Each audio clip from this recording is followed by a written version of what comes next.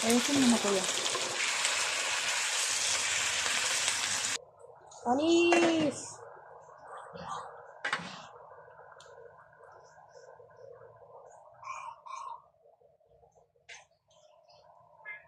Ayusin mo. Wait lang. Ikaw. Okay. Lagay mo lahat. Ay, guide naman si Carson, yung bata. Ayusin kuya.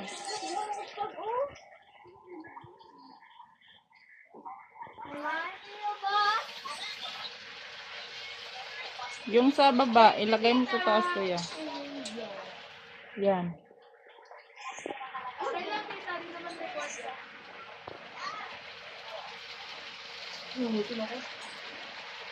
Ilagay mo sa 500 yung apoy mo. Para hindi gano'n malakas.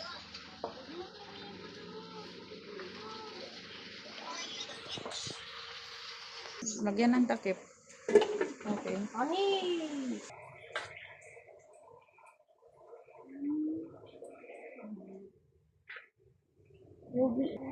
Tama na yun sa luto na yan.